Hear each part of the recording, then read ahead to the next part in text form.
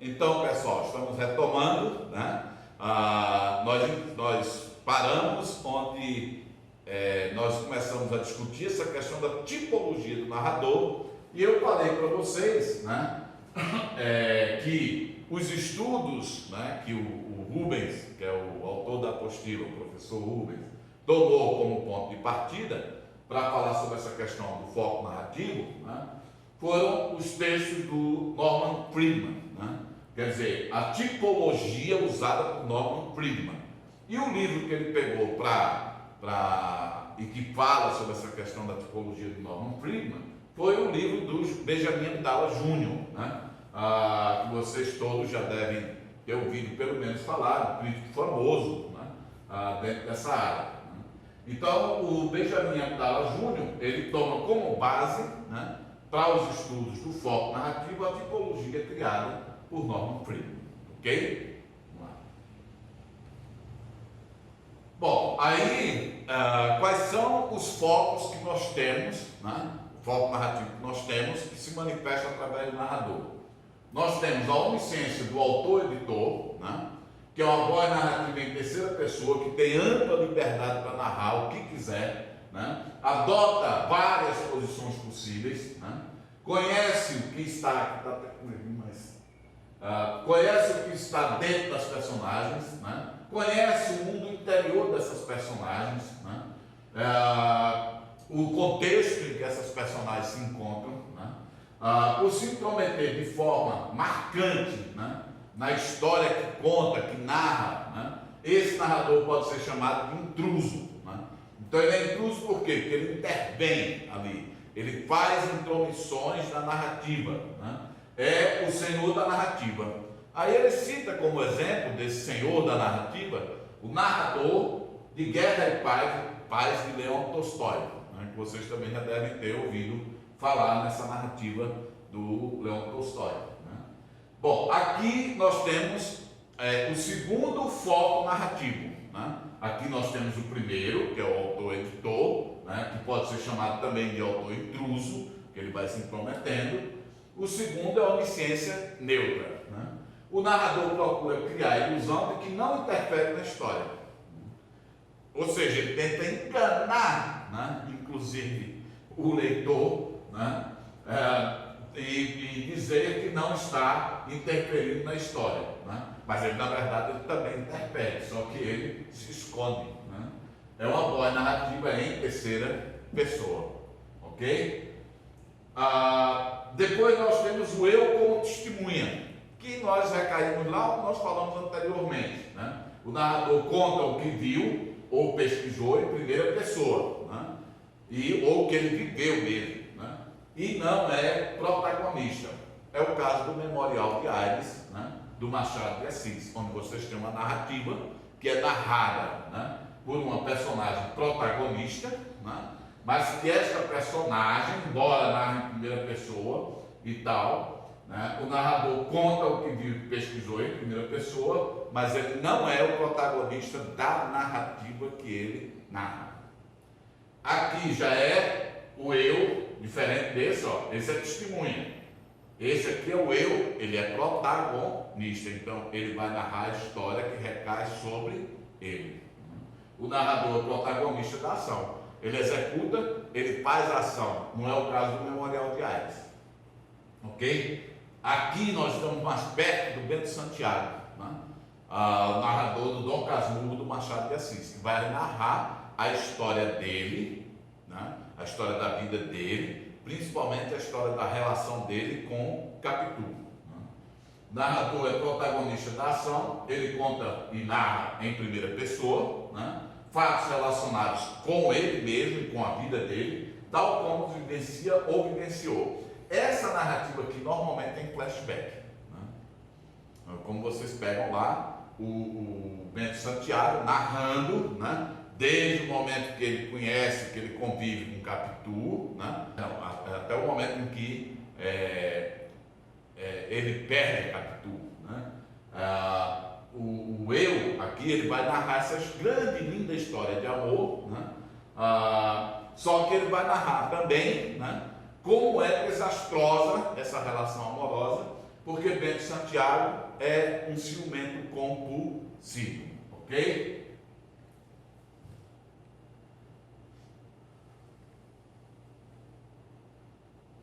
Bom, aí nós temos um outro tipo de onisciência muito seletiva, né?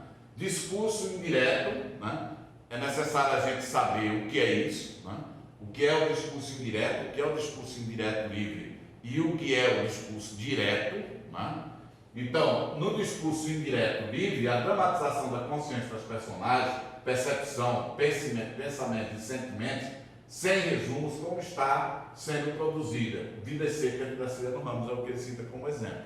Então, o que é que ocorre quando você tem uma onisciência muito seletiva? Né? É o narrador que fala pelas personagens. O discurso não é feito direto pelas personagens. O narrador é quem diz que a personagem falou isso, isso e isso. E não a personagem fala. Entendeu? E aqui é a onisciência seletiva, a focalização da onisciência de uma personagem, discurso indireto livre, perto do coração selvagem, Clarice Lispector, é o que ele cita. Aqui ele citou Vida Seca de Graciliano Ramos, porque aqui o narrador fala tudo, né, pelas personagens. Aqui ele seleciona algumas das personagens. Né? A focalização da onisciência de uma personagem, discurso indireto livre, em Perto do Coração Selvagem, ele pega a Clarice Lispector. E o terceiro modo, aliás, o quarto modo é o modo dramático. Né? Quando é que você tem o modo dramático? É quando essa linguagem se aproxima do drama. Né? Então, quando é que a linguagem se aproxima do drama? Né? É sem narrador. Correto? É quando as personagens falam diretamente. Aparece apenas o diálogo entre as personagens. E os marcadores de cena que situam essas personagens no espaço, no tempo, né? Teatro, a face, etc. Ok? Quer dizer o quê? Aqui, né, a personagem vai falar diretamente. Não é o caso daqui e nem é o caso aqui. Em que o narrador vai falar e vai pegar a fala da personagem. Aqui ela fala diretamente, no drama. Bom, e aqui é o narrador câmera, né, que é uma exclusão quase total, né, do narrador formal que nós conhecemos. A arbitrária é como uma câmera cinematográfica sem seleção de imagem. O foco cria a impressão de que o autor desapareceu. Né? Parece que só as imagens vão sendo colocadas, né? Mas ele está por trás dos acontecimentos, né, aparentemente arbitrários. Como exemplo, ele cita a narrativa do Memórias Sentimentais do João Miramar. Como que é essa narrativa do Memórias Sentimentais do João Miramar? É uma narrativa por imagens. Você quase não tem, na verdade, narração. Você tem uma série de imagens que, articuladas, elas se tornam um fato. Então, você não tem, como a gente normalmente está habituado, aquela fabulação do enredo, que era uma vez isso. Naquele dia ocorreu assim, assado. Não, você tem imagens que superpostas, como se estivessem numa câmera, né? Como nós estamos aqui agora, né? A gente tivesse essa exclusão do narrador, ou seja, de quem narra, e as imagens falassem por si só. Ok? Bom, aí tem os tipos de discurso que eu já falei para vocês, né? O direto, a personagem fala, né, diretamente, né? A personagem não deixa, claro, o narrador interferir. Né? O discurso indireto, o narrador fala totalmente pela personagem. Né? Rosa disse que não queria trabalhar. Quem está dizendo que Rosa disse que não queria trabalhar é o narrador, não é Rosa. Então o narrador está falando indiretamente pela personagem. Agora, se Rosa aparecesse, né, aparece lá, Rosa, 2 pontos, né, e Rosa dissesse, eu não quero trabalhar, aí seria discurso direto.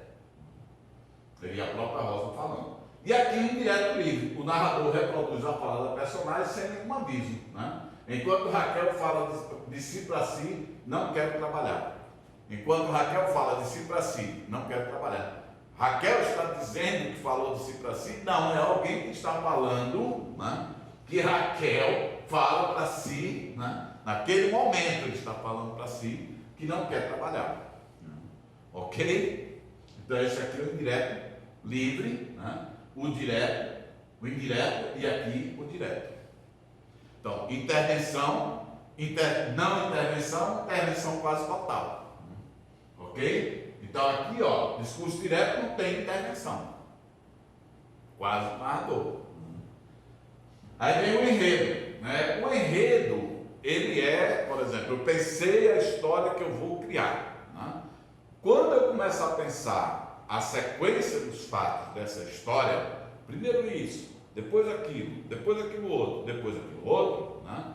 Eu estou começando a trabalhar o enredo. Então, de uma forma bem simples, né?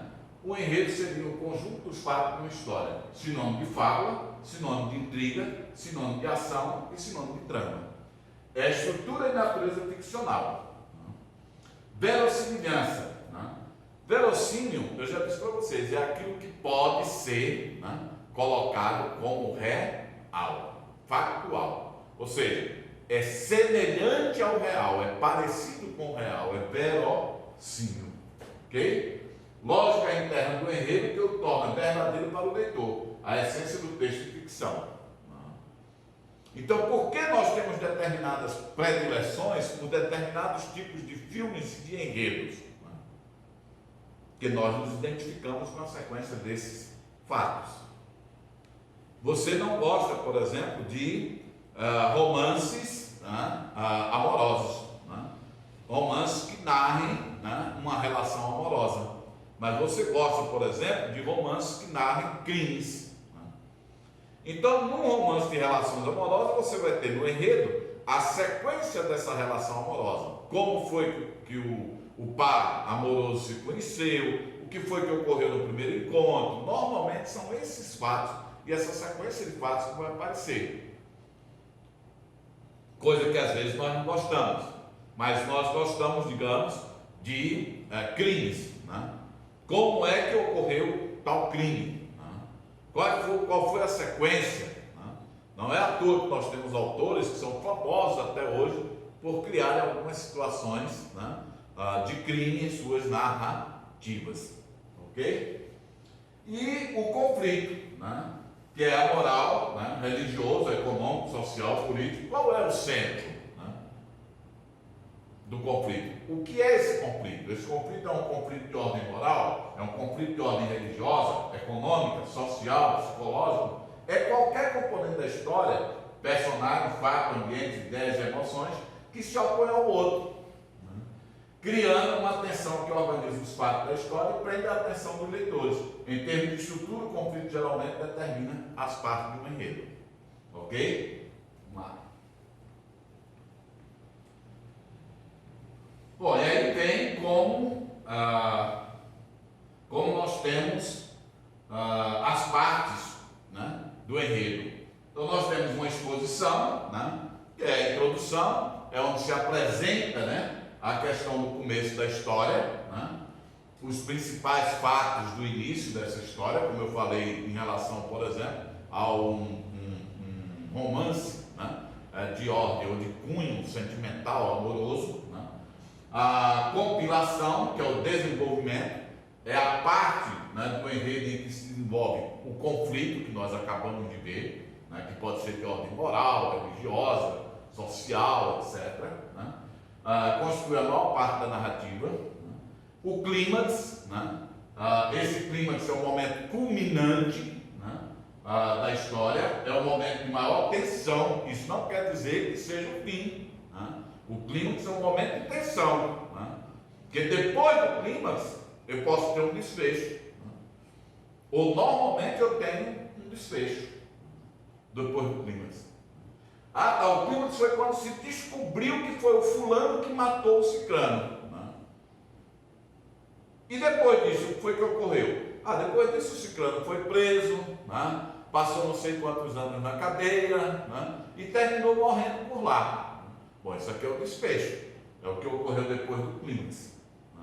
O clímax é o ponto alto, descobriu-se quem matou, foi o fulano, ok? Agora, o clímax pode coincidir com o final do romance, ou da narrativa em si, seja conto, novela, romance, etc. Pode, né? Pode coincidir, sim, né? Mas isso não é sempre. Por isso que a gente tem o desfecho, em alguns casos, ok? Bom, e aí nós temos inúmeros enredos, né? Mas aqui a gente pode citar, né, o enredo psicológico, porque nem sempre nós temos esses fatos, né, fora do narrador, né? Nem sempre os fatos são evidências, né, ou evidentes, né? Porque não equivalem a ações concretas das personagens, mas a movimentos interiores, né? Seriam fatos emocionais que comporiam o enredo psicológico, né? Então o enredo psicológico ele tem que ter origem dentro do próprio narrador, ele tem que estar vinculado às personagens por dentro, ou seja, o narrador narra, né, reflexões, né, e movimentos interiores, ok? Agora são os elementos, né, outros elementos, né? O elemento personagem. O que são os personagens e como é que elas se classificam? Personagens são os seres que nós criamos, né, para fazer a representação do enredo. São aquelas que estarão envolvidas, digamos assim, nas diversas situações que nós vamos criar, né? Então essas personagens, elas podem, ou são chamadas de simples ou complexas. O Antônio Cândido, né, classifica no livrinho dele, a personagem, né, classifica essas personagens de planas ou redondas, planas ou esféricas, né? As primeiras, elas são lineares, elas não alteram o comportamento, elas começam daquele jeito e terminam daquele jeito. Aí nós vamos buscar a verossimilhança, né? Não tem aquela pessoa que você chega assim e diz, nossa, passei 20 anos sem te ver e tu não mudasse em nada, né? Quer dizer, essa personagem, ou esse seu amigo, ou essa sua amiga, é um personagem simples. Ela não é capaz de te surpreender. Quando você começa a falar com ela, ela continua defendendo e falando as mesmas coisas que ela falava há 30 anos atrás, né?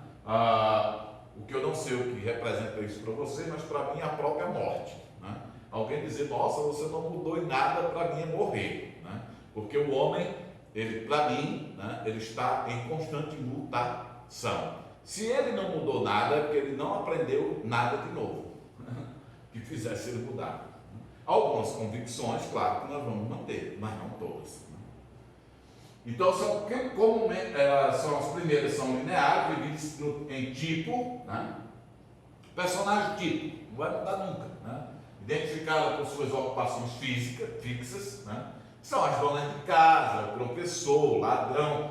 Normalmente não tem nem nome na narrativa, né? Normalmente essas personagens, elas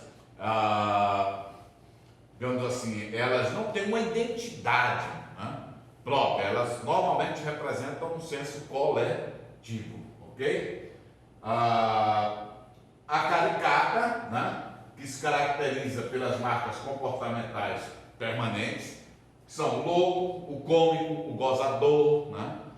Então esses daqui, ó, também não possuem nome, né, mas eles são caracterizados, a caricatura, né, por padrões comportamentais, né? Aqui é mais social, dona de casa, ladrão, professor, né? As segundas são as circulares, né? Essas são as que mudam, essas são capazes de nos surpreender. E por que elas são chamadas de circulares? Porque, ó, você está vendo elas aqui, ó, aí elas fazem esse movimento. Quando elas reaparecem do outro lado, você ficou esse tempo todo aqui sem conseguir vê-las. Quando elas reaparecem aqui, que você consegue vê-las novamente, elas te surpreendem, né? Aí você diz assim, nossa, mas foi essa personagem que matou o fulano? Foi. Mas você se surpreendeu de ser aquela personagem. Então essas personagens normalmente elas são chamadas de redondas ou esféricas, como está aqui, ó, circulares, ó. São reconhecidas pelas características externas e internas expostas, as quais denotam suas mudanças no decorrer da narrativa. As personagens redondas costumam ser imprevisíveis, irrepreensíveis. Ou seja, elas vão nos surpreender sempre. Elas serão sempre mais complexas do que as duas anteriores. Né? Bom, e qual o papel que elas podem fazer? Quais papéis elas podem fazer? Elas podem fazer papéis de protagonista, né? Elas podem fazer papel de oponente, antagonista e adjuvante. O papel de protagonista, né, é a personagem central da narrativa, sujeito da ação, com predicados éticos positivos ou negativos. Ele pode ser um herói, um anti-herói, né? Pode ser um herói problemático. Né? O oponente é aquele que coloca sempre obstáculos, né, à ação desse protagonista. Né? O antagonista disputa o mesmo objeto pretendido pela personagem protagonista. Né? Num triângulo amoroso, né, normalmente você tem uma mulher, por exemplo, que é desejada por dois rapazes. Né? Normalmente um é o protagonista e o outro é o antagonista. Ok? E o adjuvante, que é o personagem secundário, que esse, ao contrário do antagonista, ele auxilia, né, a personagem protagonista, né, e essa personagem ela vai ter, através dessa ajuda, ela vai chegar e vai ter o sucesso para o objetivo que ela traçou. Né? Então, por exemplo, no caso do triângulo amoroso, ela será auxiliada e ela vai conseguir conquistar a pessoa amada, excluindo-se o antagonista, que fica derrotado. Ok? Vamos lá.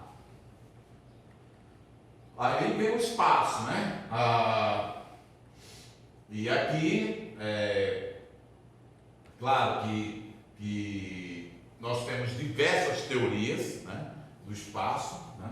A minha área, por exemplo, de atuação com o espaço, e a forma como eu vejo essa questão do espaço, está muito dentro do plano da teoria, né, do Gaston Bachelard. Né?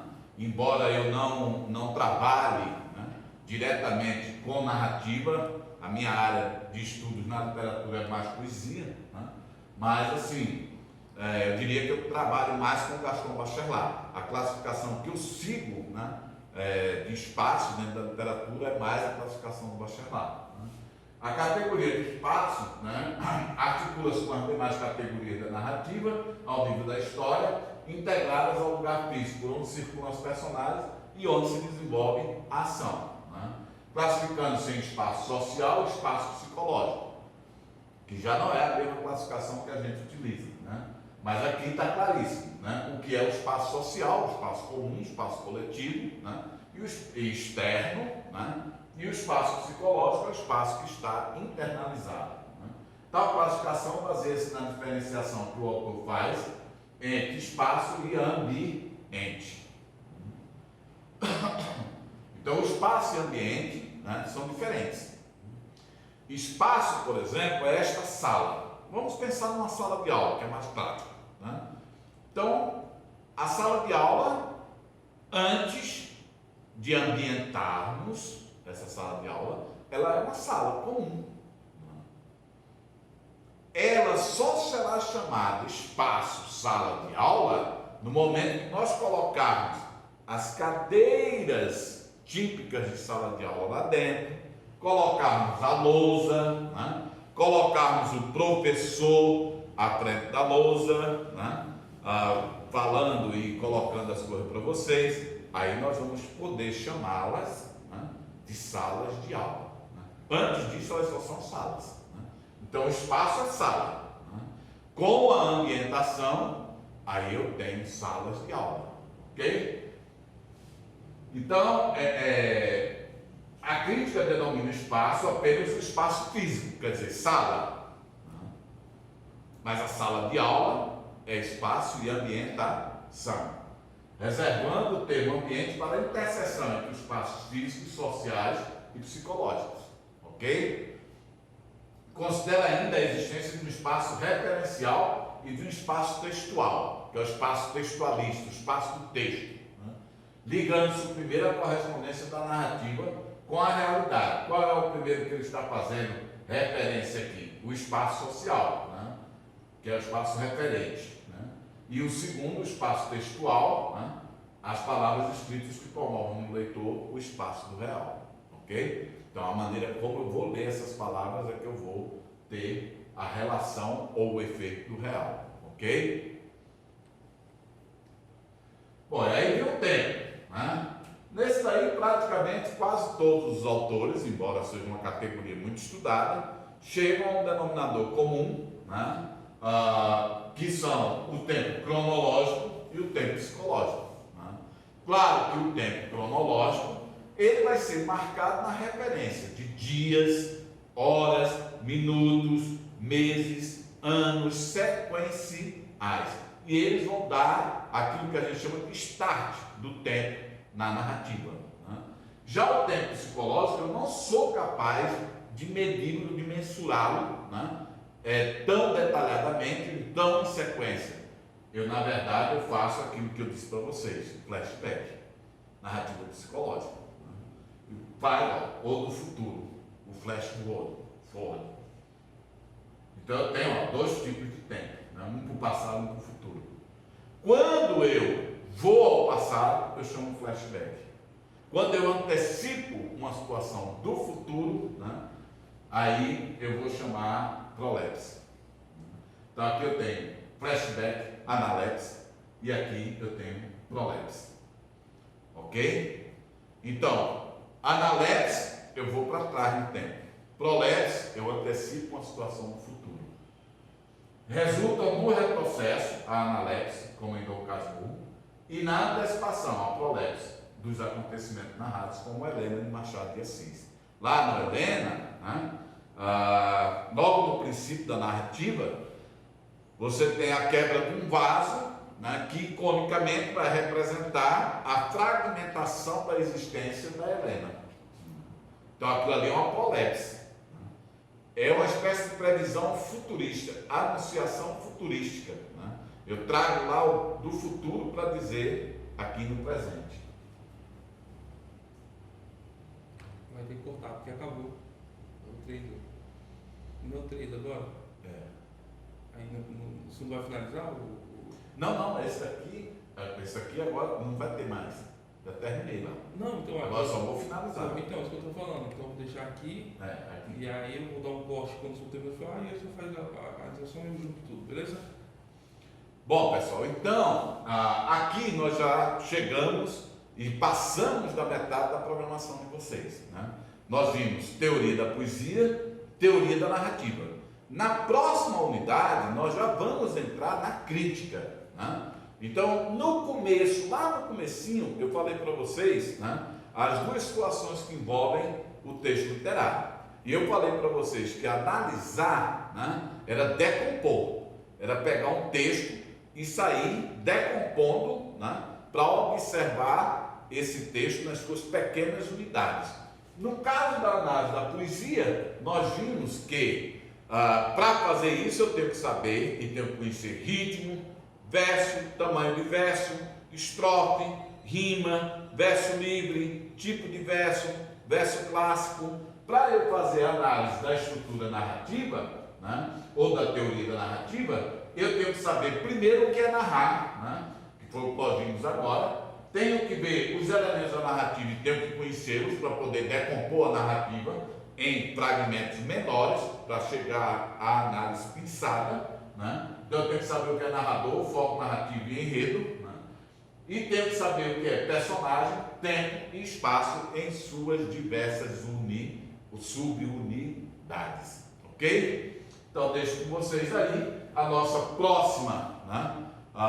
Nosso próximo encontro vai ser sobre crítica literária. Nós vamos estudar as correntes da crítica, que em resumo, né, são os instrumentos que nós usamos para fazer essas abordagens, né, do texto ou dos textos. Né? Aí eu tenho dois focos sobre a crítica. Um foco é a crítica realizada dentro do Brasil e a outra é a crítica em relação à teoria literária. Né? Então nós vamos ver, por exemplo, né, que teorizar é diferente de criticar. Né? Nós vamos ver nessa outra unidade. Muito obrigado.